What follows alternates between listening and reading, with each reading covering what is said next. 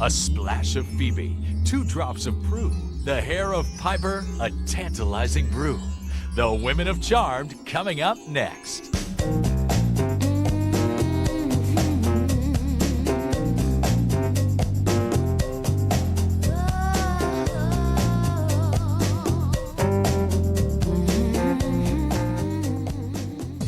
Take 3 pretty young actresses. I think between the 3 of us, we have 50 years on television.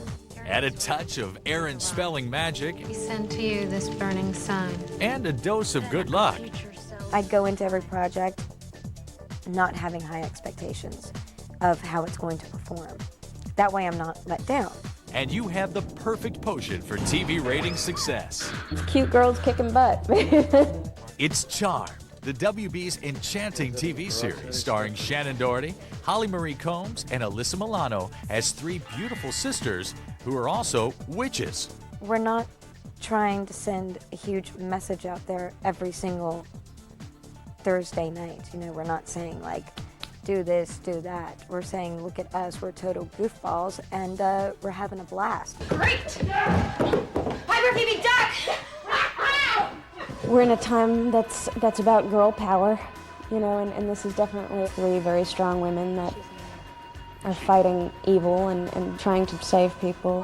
The good news is the spell worked. I also think witchcraft is just rising, because I think that kids, you know, the traditional religions aren't really holding true for the younger generations. Ever since we realized we have all these teenage girls and little girls as fans, we've tried to somehow put a moral message in, a family message or a value message in with, you know, our witchcraft. How can it be good to be witches if all it does is get the people we love killed? Magical women have long been a part of American pop culture. From the pointy-nosed villainess of The Wizard of Oz to the sexy young witches of the 60s, 70s, and 80s. Charmed creator Connie Burge and story editor Robert Masello are trying to update the witchcraft myth for today's audience. It's not the weapon that makes him powerful, it's part of what Libris has. I had only preconceived notions about what a witch was, and frankly I saw the pointed hat and the wart on the nose. So I bought an inordinate amount of books on the history of witchcraft, everything I could find. I mean, are you saying that she's holding it back purposely, or that she knows where it is and she's pointing them at it? I must say that Charmed is the only show that has a licensed, fully bonded demonologist, which is me, on staff. And as a result, because I've written books about demonology and the occult and witchcraft, I'm there to answer questions about how a demon would behave. Would he wear a hat to a party? What would he wear after Labor Day or before? I think with the show we try and base it more on fantasy stuff and not the real Wiccan values, because that tends to inflame a few people. We're either not technically correct enough or we're like too far away from the truth. So it's hard to kind of make everybody happy. The moment Phoebe says, aha, she's taken by the demon, that leaves Prue and Piper. They have to scramble, and they got to figure out. Executive producer Brad Kern and the show's writers always keep one concept clearly in mind. This is a show about 3 sisters who happen to be witches, not 3 witches who happen to be sisters. And that chronology is important because it tells us what our focus is. It's about the sisters.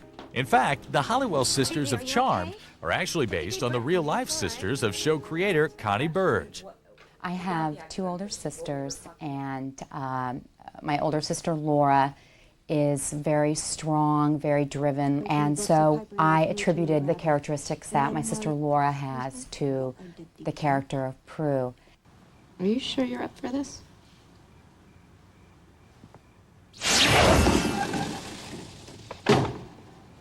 I'm sure.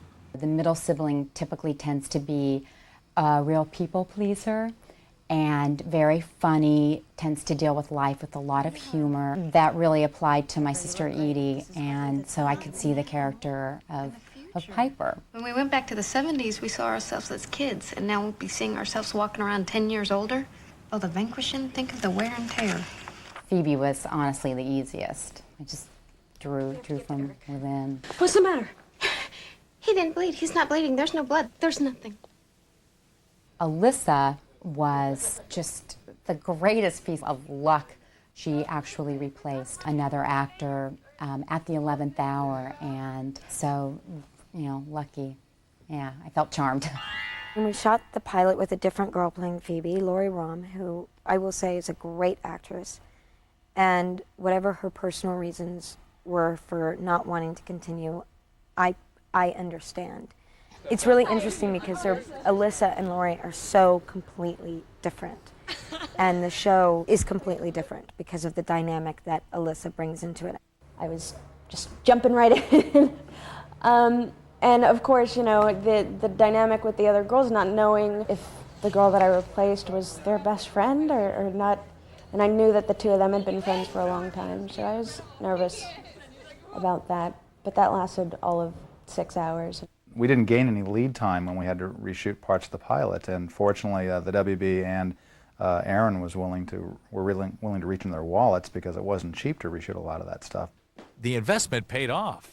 TV impresario Aaron Spelling and his partner E. Duke Vincent had another hit on their hands. This show had the biggest premiere in the history of the Warner Brothers television network. Now again, how did that happen? Suddenly we're doing a show about 3 young, good witches? I remember when we were picked up after 2 episodes. By the way, it's never happened to me in my whole career. 2 episodes on the air and they call you and pick you up for 22. Come on. And I called Alyssa and Shannon, got on the phone. And I said, we've been picked up. And they said, what? So we've been picked up for the whole year. And they started screaming. I think I psyched myself up going, God, we're going to have really bad ratings and, we're on a tough night and blah, blah, blah, blah, blah. I'm holding the damn phone waiting. And they ran away, just screamed to the crew, we're picked up for the whole year. And I could hear their voices screaming. The crew started applauding and screaming. A great moment. Really a great moment. Then the second season, when they moved us to Thursday night, I was like, oh, we're dead, we're killed, we're getting canceled. And Shannon let the CEO of the WB, Jamie Kellner, know her feelings firsthand. Shannon called me all upset when we first announced that we were going to move the show, and I remember promising her that the show would do as well or better in the new time period, and so she said, well, I'm going to be watching. And I think right after we got our numbers on Thursday night, I called her, and so she admitted we were right. I think that we kind of caught lightning in a bottle with the girls and their chemistry. I like to think that we maintained it with good stories and good scripts and good production, but it starts out with the girls. Some have said Charmed reminds them of another female-driven Spelling hit. You have 3 attractive women who are doing good things every week. So yeah, I've been told that this feels like Charlie's Angels with broomsticks. I can see the comparisons, especially when, there's a Charlie's Angels shot of us like all 3 running down the street and you just feel it. You're like, oh, here's the Charlie's Angels shot. We're 3 girls and it's a spelling show and we always have great hair and makeup and great clothes. So it's hard not to draw the comparisons, and it was a great show, so it doesn't bother us that much. Buddy, what are we doing? We're getting a type 2, you Help guys. me help you. It's pure entertainment, and we have fun doing what we're doing, and that translates to the audience. In the next hour, you'll watch the magic happen. Meet Shannon Doherty, Alyssa Milano, Holly Marie Combs, and their hunky male co-stars. And discover how the writers, producers, and production wizards help these lovely ladies bewitch America each week. So don't go away.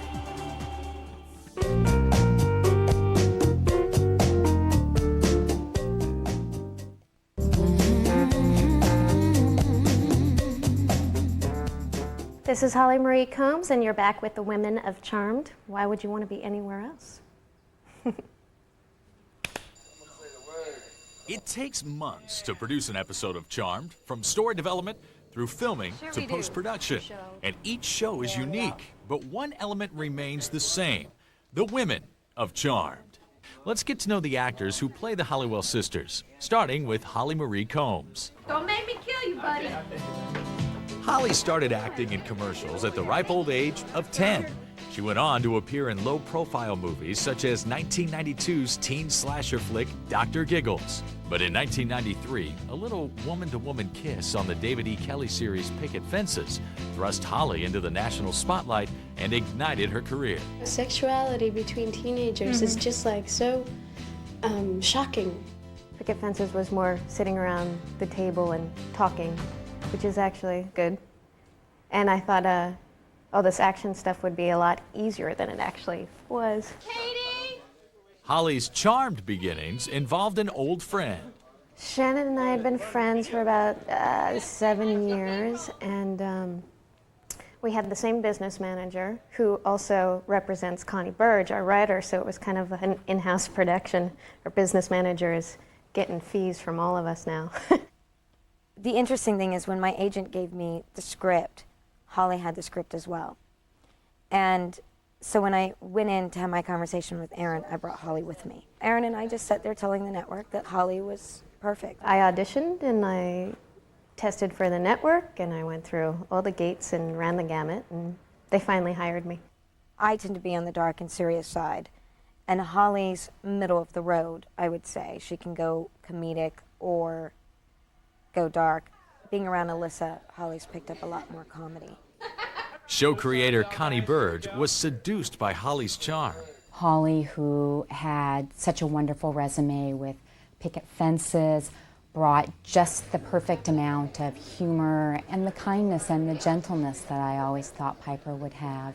My character is the middle sister. She's somewhat the peacemaker. She's always worried about something. She's very worrisome and a little bit neurotic. And she has the power to freeze time, which came out of her great ability to panic at special moments in time. Look, don't move. Okay, this is gonna hurt me a lot more than it's gonna hurt you. Piper's very different than me. She's a lot funnier than I am naturally. And she's a bit more high-strung than me. It can be exhausting to play her every day for 12 hours. She can get exhausting. Every episode that is about Piper, I always love. So like the Wendigo episode where Piper turns into a werewolf. Sounds ridiculous, but for some reason she pulled it off beautifully. I thought that was a really good one. She's definitely developed her own fan following and is a huge, huge asset to this show. Derek! Shut up! Sasha, did you tell your Derek department men to be quiet? I can hear them all the way up here. It's just our AD staff. They're the ones that are supposed... Excuse me? They're the ones that are supposed to keep things quiet. I hear his voice the loudest. Shush! The atmosphere is crazy all the time. We usually, what we do is fun stuff, so it's impossible not to have fun with it. I still hear you. Shush! Don't make me come down there. Cool. We have just silly things. We have grape fights. So I think it was Holly picked up a bunch of these fake rubber grapes and just started throwing them at the crew. Friday night grape fight that I think I started. Or was it somebody else? And all of a sudden, everybody's being bombarded by these grapes. No, it was me. When she's not cracking up her coworkers, Holly's in character, breaking hearts. Dan! Hi. With Holly, she has such a gentle quality to her, so it's allowed us to explore a love triangle with her very successfully because we are really able to feel her pain and her struggle. Holly's something. She's like the girl that, she's like your girlfriend. She could be your girlfriend on any given moment. You just want to show her to Mom. Mom, this is the one. If Holly had the power to cast a spell in real life, she knows exactly which poor soul she'd target. I'd cast a spell on that AD down there to be quiet. He is so loud. He has the biggest voice. He's the one that calls rolling and quiet on the set. It's him making noise. Quiet, please. Coming up next, All right, let's add a single to this line, please. Hold up. the enchanting antics of Alyssa Milano.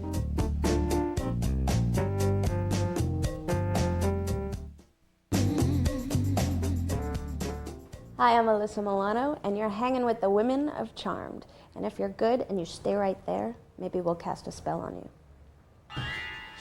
Okay, we got him. You there? Okay. Each of the Halliwell sisters has a special power all her own. Alyssa Milano's character, Phoebe, has the spooky ability to see into the future. I saw my future. I was being executed. But off-screen, Alyssa's very different from her character. Oh God, I hope she doesn't kill me. My first memory of Alyssa, I think we were 12. And there were like these sort of young kid Hollywood parties. And Alyssa was in the middle of the dance floor. And Shannon's not the only one who remembers Alyssa's past. Most of us watched her grow up on television. Oh, Who's the Boss? Oh, God, she doesn't know this. I used to watch Who's the Boss religiously as a child. I'm so embarrassed. I did. I watched it. I loved it. Every week I was there. I think that the great thing about Who's the Boss is it was obvious when that character needed to change because I was growing up. Which, you know, to go out through puberty in front of all of America. You know, I came in with a little training bra one week, and the next week I looked at the script and it said Sam's first bra. And I was like, there's something very wrong with this. After a successful 8-year run on Who's the Boss came to an end, Alyssa soon caught the eye of Aaron Spelling.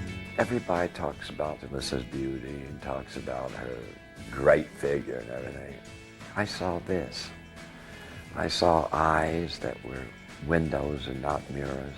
When we were looking for somebody for Melrose Place to bring in a young, exciting person, there was nobody else we thought of. Well, it's crazy. That's good. When Charmed lost its first Phoebe and desperately needed to cast a replacement, Spelling picked up the phone and made a wish. I was in Hawaii doing an episode of Fantasy Island, and I got a phone call where he, you know, I picked up the phone and I heard his assistant say, Mr. Spelling is on the line for you, which is always a frightening phone call because you feel like you're being sent to the principal's office. It's like, hi, Mr. Spelling. I talked, and then I kept pausing, waiting for a question, so I would talk some more. You could tell how passionate he was about the show and how much he believed in it. Tell you the truth, I don't know what the hell I said. So I was, you know, on the phone with him sort of like, you know, just loving hearing this sweet man talk about witches and warlocks. So he sent me the original pilot and the script, and that was it. I started work like 5 days later. She was very nervous. Her stomach was all upset. She had butterflies. She was very nervous and very quiet. But she was so sweet immediately. I kept score in case you're wondering. According to the cast, Alyssa didn't stay quiet for long. Yeah, we have to go again because I screwed up. She makes these faces, and it's just the way that something will come out that she'll say. That doesn't make it any easier. Doesn't make me like it anymore. Doesn't all that. All of that. Doesn't change how you feel. Doesn't change how I feel either. She's just a naturally funny girl. She harasses people, and it's funny. Speeding! Oh, she's fun, man. You know, she's an Italian girl, you know, like, you know, so I know about her. Oh, I don't think so. Actually, Phoebe's a lot like I am in the sense that she finds humor in every situation. I think she represents that, you know, 22, 23-year-old who is driven but doesn't know by what, you know? And I think that the witchcraft sort of gave her a purpose. But Phoebe's power to see into the future isn't one she's mastered. Sorry, Phoebes. She can control it sometimes. When she's focused, she can, you know, get a premonition when she calls one to her. But most of the time she can't, which is part of her frustration. Phoebe doesn't think things through with any area of her life as much as her sisters do. So, especially the witchcraft, because that's exciting and sort of unknown to her. Like most witches in Hollywood, Phoebes can't cast a spell without wearing the latest fashions. And that's just fine with Alyssa. My wardrobe is awesome. The only problem I have with it is that when I go out shopping now, I can't find anything to wear because Phoebe gets all the cool stuff and Alyssa doesn't. And longtime Spelling costume designer Eilish loves dressing Alyssa Milano. This little skirt is Alyssa. This is her little top. She wore this to a nightclub. A lot of guys followed her home. When we go back to the 20s, I'm evil Phoebe. I wore a black wave wig, you know, very period. We did very evil sort of makeup. This was the dress, and then this was the cape that she makes her big entrance in. She got into the character as far as the makeup and the way she walked, the way she talked. It definitely makes it easier when you look in the mirror and you're like, whoa, that's not me. Alyssa may get lost in her character from time to time, but here in the present, she's among friends. I feel that we're incredibly lucky that the three of us found each other. We all have horses, so we all have things that are in common. Holly and I keep our horses at the same ranch, so we go riding all the time together, and we're very similar. And very close. We're blessed in that way. It's like a big slumber party every day. We giggle a lot. Coming up next, It's a trap, so just stay away. Don't look for me. get personal with Shannon Doherty. We didn't have to get half naked. We just had to make out.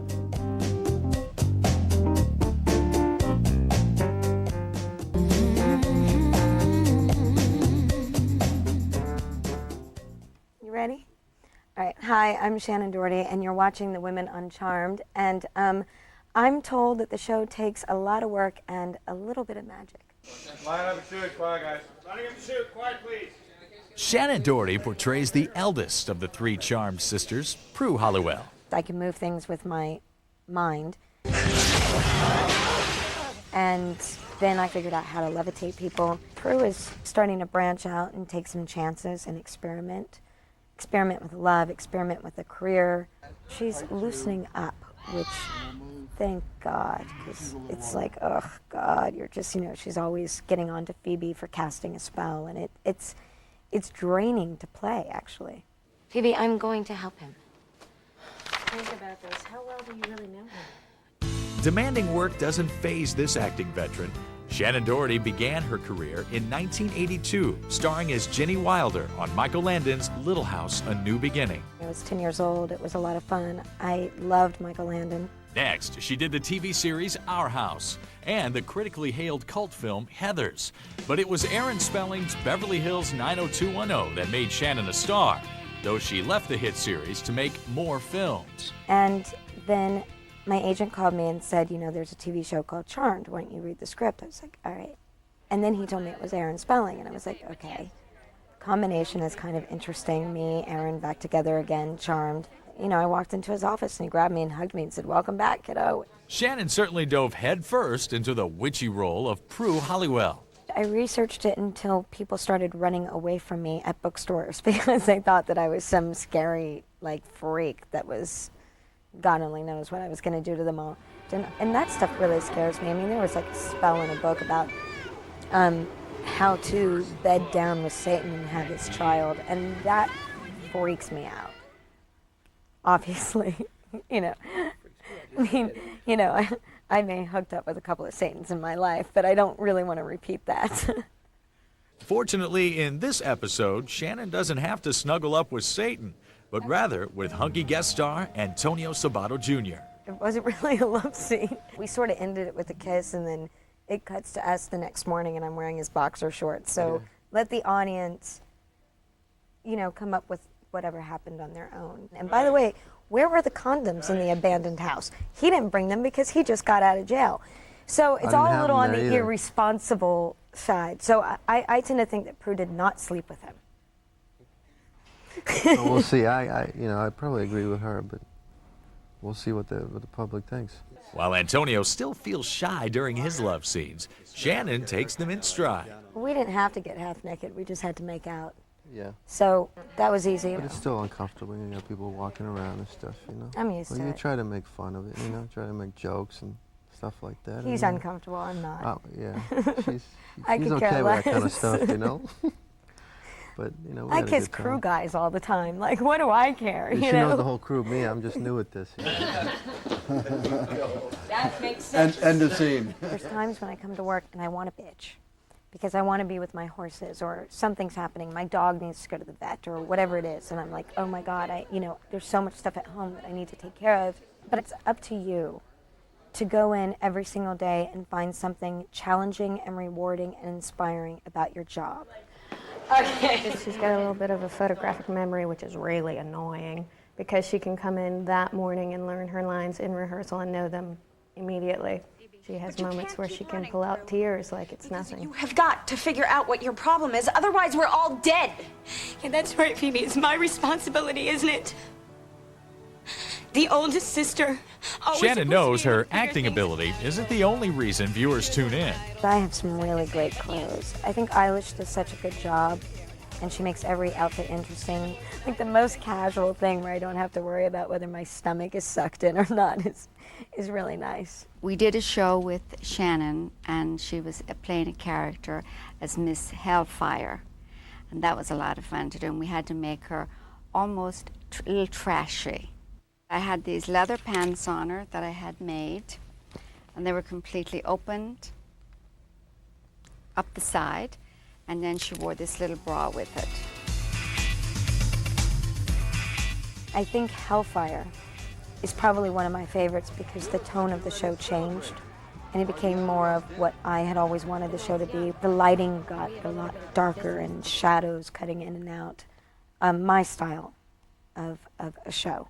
It may be that delicate balance between light and dark that makes Shannon Doherty so fascinating. Her response to this lighthearted question reveals a beguiling woman of contrasts. If you could cast a spell on anybody, who would you cast it on? Oh boy, I should really give the diplomatic answer for this one. I probably would not. There's honestly, it's the cheesiest, corniest answer in the world, which is why I hate saying it, but it's 100% true. And my dad has been struggling with his health for a really long time. And I would probably cast a spell just to heal him completely and make sure that he was healthy and would live a very long time. And then if I had like one petty one, it would probably be something vicious and mean. Cast a spell on like some guy that I can't stand. It would be some really ridiculous, vindictive, girly spell. When we return, I love playing a bad guy. the women of Charmed wouldn't have much fun without the sexy guys of Charmed. I think Dan feels like he's going somewhere with her, and then bam, it's a slap in the face. They're up next.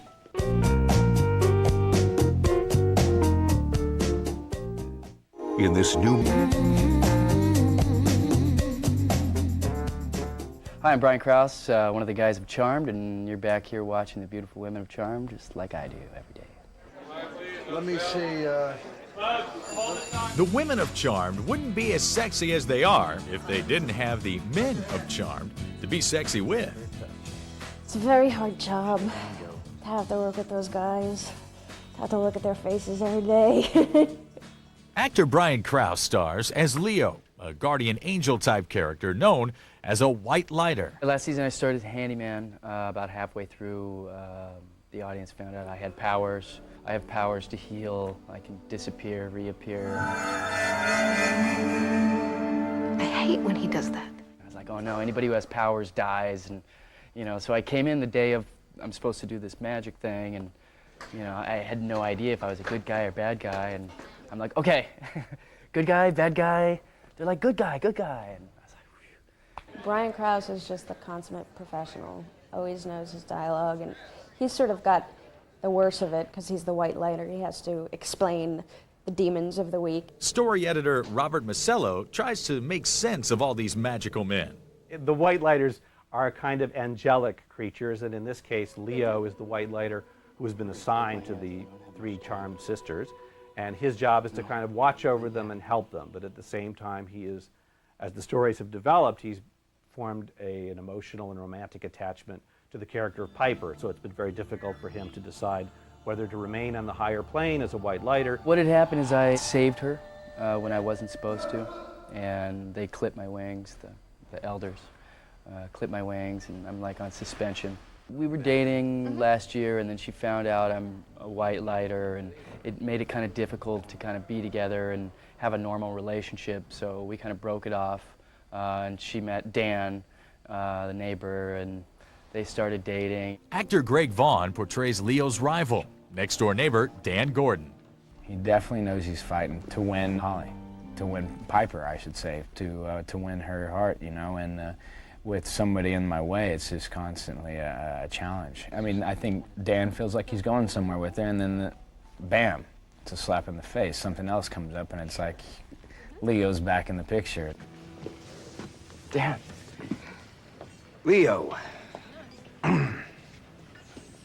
Obviously, Leo is the favorite because he's been around longer, and I don't know what's going to happen with my love triangle. I don't know about any of the witchcraft. I don't know about anything. Pepper? Leo. So I'm kind of left in the dark in certain areas, but you know, we each week is a different week, and it just makes this constant roller coaster ride of where we're going to go. Shannon Doherty's character, Prue, also has a new love interest, played by recurring guest star Antonio Sabato Jr., though the relationship seems doomed from the start. There's a lot about me you don't know. A few things that you need to learn about me, too. I'm a bad guy turned good guy, you know, and I need her help. Charmed. They can't be bad for too long. No, just a little bad.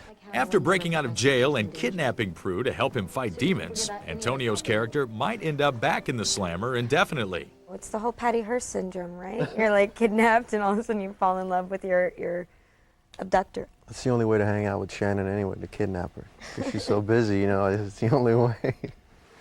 I told you I'm not getting my sisters involved. Fine. What's most important to me is if they believe the work, and, you know, and this show, you know, sometimes it's kind of hard because, you know, you're talking about witches and stuff. We're witches.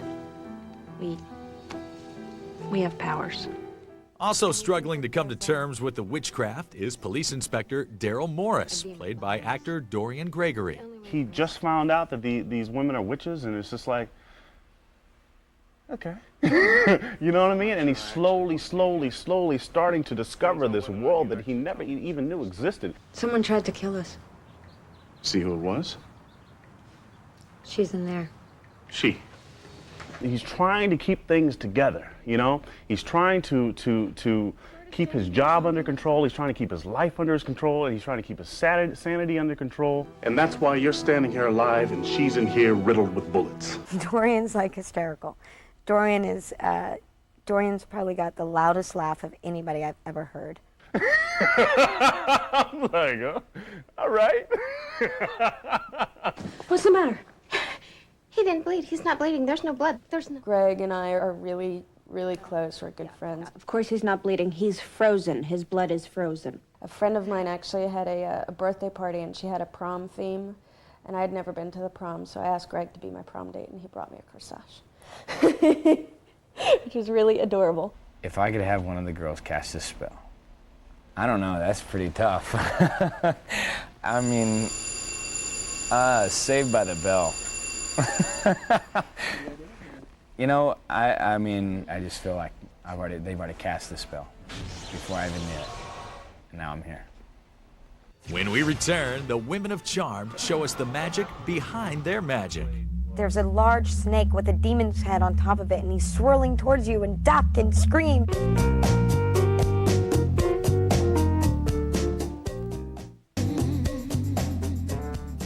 Welcome back to the Women of Charmed. Powers, spells, witches, and demons. Charmed isn't your ordinary primetime television show. Each episode of Charmed is filled with special effects, stunts, and props that help make those Halliwell sisters the witches they are. Director Jim Contner has seen Charmed grow into a supernatural phenomenon. People love to be dazzled with special effects. I think the relationship with the three sisters works really well, and I think people respond to that. The fact that they're all really good looking helps. Executive producer Brad Kern oversees the magic behind the magic. Oftentimes they're acting against a green screen, and we're going to put in the demon later or the special effect, and they have to somehow imagine what we're going to be doing. Sounds easy, but it's not. You have to have such a sense of imagination and stamina to be able to look at a green screen and picture the scariest, biggest demon we've ever come up against. A lot, almost every week. Chris, do left and right, your full range of movement for your head. That's just my head. You're reacting to absolutely nothing, and that's the bad part, because I'm a very self-conscious person by nature. So I look around and I see crew members like watching me act like an idiot, and I get very like uptight and self-conscious. First AD Tim Longsdale has had his share of long days as well. The last episode, we worked with a lot of animals. We were in shooting in P3, which is the club in the show. At one point, the girls cast a spell, and all of the extras become animals. So we had the difficulties of not only dealing with animals on the set, but then doing it on green screen. With each new show, the Halliwell girls discover new spells and new demons. We're always constantly striving to come up with a demon that looks different or has different powers than the last episode. Turning into a hairy monster convincingly, which is a lot harder than it sounds, without making it look stupid or campy and make it seem scary and not laughable. And if that's not frightening enough, in one Charmed episode, Shannon was transformed into a man. All you have to do is visualize a man that you admire and then emulate him. You know, the walk will follow. A man that I admire. All right, I got that. Okay.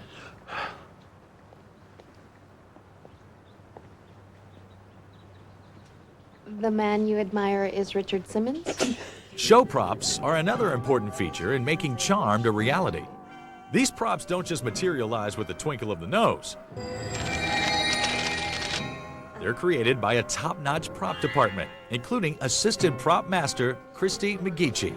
My most loved and my most hated prop is right here, this Book of Shadows. The symbol here, which is the triqueta, meaning the three sisters, and they're the charmed ones. It's actually the spell book of all the witches and family members before them. These are actually demons. This is one of our new pages that we just had made.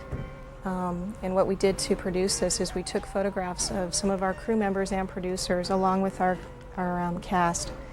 And they were able to distort some of the features, and we got some great renderings we were pretty happy about. This is Betty Reardon, our consulting producer. No, no, no, no. This is our Ouija board. This is what our girls used to actually find our Book of Shadows in the attic, which was how they found out that they were witches. We'll do a little test right now. Visual effects supervisor Steve Labed works his wizardry bringing objects to life for each show, like this fireball. We'll go ahead and stage the shot and talk with the director and plan out exactly how we're gonna shoot it. And then once we have those pieces, then we go to stage later on, and we have special rigs that we've built to give us some very stylized looking fire, flames, and fireballs. Crew's telekinetic powers may seem effortless on screen, but it's the result of painstaking labor from stunt coordinator Noon Arsadi and his team of dedicated professionals. We have a stunt coming up here where we're going to actually launch a person who's supposed to be telekinetically moved through a window. I would not want to be pulled through and thrown into a wall, you know, and everything then falling face forward. I think I got a better job. The girls actually are extremely game for, you'd be surprised. I'm like, I bite my nails daily. And yet, we do have some stunt girls that are extremely qualified and do some of the more hellacious stuff. The final step for most special effects is done at Encore Video, a post-production facility. Here, high-tech seamlessly merges special effects with filmed footage, making witchcraft a reality. Associate producer Peter Chomsky and special effects artist Christian Budman ensure that each scene possesses just the right amount of detail and intensity. Christian, with this plate of Prue, we're going to be putting in the freeze power that we're giving her when she goes back to 1924. I've started building the composite, and I'll show you what I've got so far.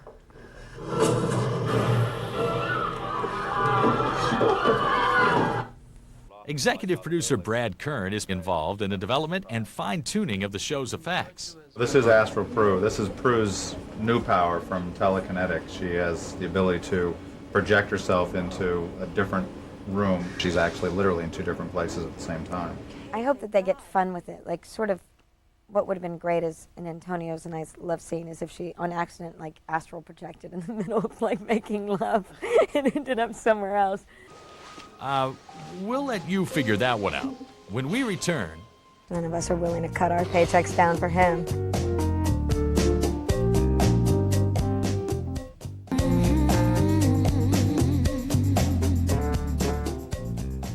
Welcome back to the Women of Charm. Rolls out. With another episode on the air, the producers and writers are already working on shows months down the production pipeline. When she and Prue and Piper show up in Act 3 to vanquish the villain, she has to draw out the villain. Hi. I hope we're doing the right thing. The Halliwell sisters will continue to master their craft, and viewers can also look forward to them growing as women.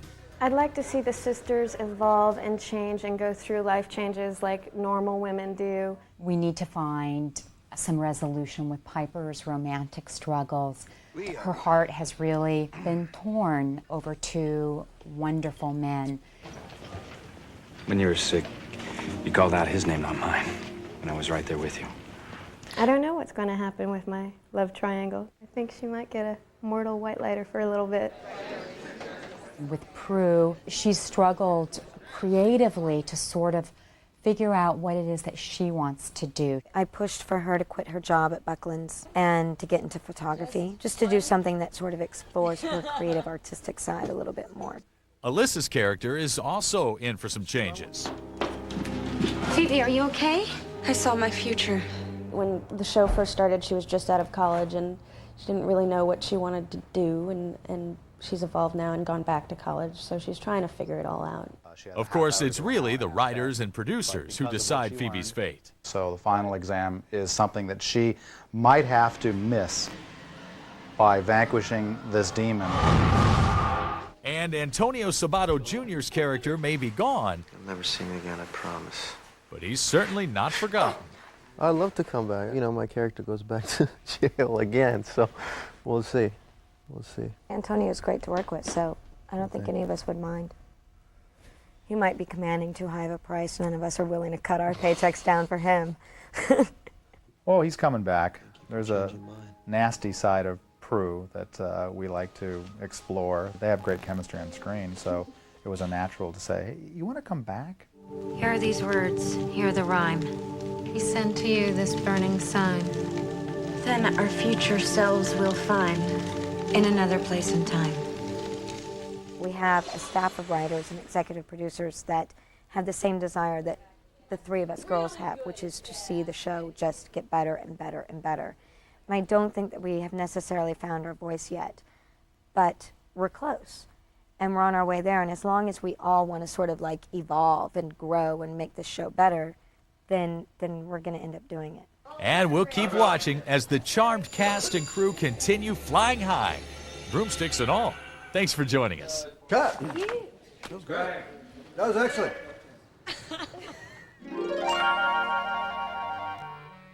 I have like weird dreams that'll come true and little things. The most magical event is that I got a job here.